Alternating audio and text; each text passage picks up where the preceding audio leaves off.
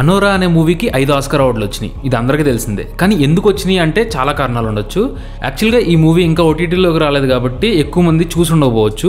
So అసలు Oscar ఇచ్చేంత ఈ అనోరా మూవీలో ఏముందో ఈ వీడియోలో స్పాయిలర్స్ ఏం లేకుండా మాట్లాడుకుందాం. ముందుగా ఒక చిన్న డిస్క్లైమర్ ఏంటంటే, ఆస్కార్ అవార్డు వచ్చింది కదా చాలా గొప్ప సినిమా అని చెప్పి కుటుంబ సమేతంగా చూద్దాం అనుకుంటే మాత్రం పెద్ద మిస్టేక్ అవుద్ది. ఎందుకంటే ఈ అనోరాలో A rated sexual content, drugs, alcohol అన్ని పుష్కలంగా ఉంటాయి. సో పర్సనల్ వ్యూయింగ్ ని ప్రిఫర్ చేయండి. ఇకపోతే ముందుగా మాట్లాడుకోవాల్సింది అనోరాలో పాయింట్ ఏంటి.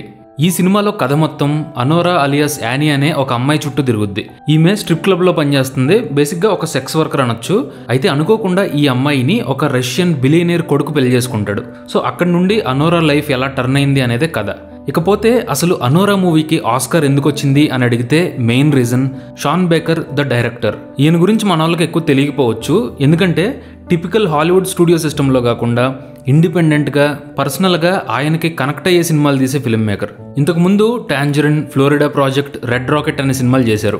అనోరా మూవీలాగే ఈ 3 సినిమాల్లో కూడా షాన్ బేకర్ సొసైటీలో కొంచెం చిన్న చూపు చూసే, ఎక్కువ కష్టాలు పడే క్యారెక్టర్లని చూస్ చేసుకున్నారు. అయితే ఈ ఫిల్మ్ మేకర్ స్పెషాలిటీ ఏంటంటే authentic and non judgemental story telling. అంటే బేసిక్గా షాన్ బేకర్ తీసే ప్రతి సినిమా కూడా రియలిస్టిక్గా, అథెంటిక్గా ఉంటుంది.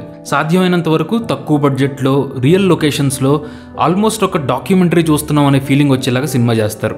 అయితే పాత సినిమాలతో పోల్చుకుంటే టోన్ అండ్ స్టైల్ పరంగా ఈ అనోరా మూవీలో కొంచెం సినిమాటిక్ టచ్ ఉంటుంది. అంటే మ్యూజిక్ కానీ సినిమాటోగ్రఫీలో కానీ కొన్ని స్టైలిష్ చాయిస్లు కనిపిస్తాయి. కానీ ముందు తీసిన మూవీస్ అన్నీ కూడా అల్ట్రా రియలిస్టిక్గా ఉంటాయి. ఇకపోతే షాన్ బేకర్ది నాన్ జడ్జిమెంటల్ స్టోరీ టెల్లింగ్ అని ఎందుకన్నానంటే, మూవీలో మెయిన్ క్యారెక్టర్ని ఒక స్ట్రిప్పర్లా, సెక్స్ వర్కర్లా చూపించేటప్పుడు సినిమాలో ఎక్కడా కూడా సింపతి కానీ, ఎక్కువ తక్కువ అనే ఫీలింగ్ కానీ కనిపించదు. ఆల్మోస్ట్ ఒక రామ్ కామ్ చూస్తున్న ఫీలింగ్గా ఉంటుంది. అది కూడా ఒక genuine, authentic and realistic tone తో. షాన్ బేకర్ ఇంత ముందు తీసిన రెడ్ రాకెట్ మూవీలో కూడా హీరో క్యారెక్టర్ ఒక ఫేడ్ అవుట్ అయిపోయిన పాన్ స్టార్. అంటే మెయిన్ క్యారెక్టర్ లైఫ్ ని, ప్రొఫెషన్ ని ఒక అన్కంఫర్టబుల్ జోన్ లోకి తీసుకెళ్లి ఆడియన్స్ కూడా ఓన్ చేసుకునేలాగా కథ చెప్పేటువంటి మంచి హ్యూమనిస్ట్ ఫిల్మ్ మేకర్ మన షాన్ బేకర్. ఇక్కడ ఇంకో పాయింట్ ఏంటంటే, షాన్ బేకర్ సినిమాల్లో లాస్ట్ క్లైమాక్స్ చాలా పవర్ఫుల్గా ఉంటుంది. అందుకే ఫ్లోరిడా ప్రాజెక్ట్, రెడ్ రాకెట్ ఈ సినిమాలు కూడా అట్లీస్ట్ 1 డే వరకు మిమ్మల్ని హాంట్ చేస్తాయి. షాన్ బేకర్ క్లైమాక్స్ల గురించి ఏమంటారంటే, ఒక మూవీ క్లైమాక్స్ అంటే కడుపులో గుద్దినట్టు ఒక గట్ పంచ్లా ఉండాలి అని. సో ఖచ్చితంగా అనోరా క్లైమాక్స్ చూసిన తర్వాత కూడా మీకు అలాంటి ఫీలింగే ఉంటుంది.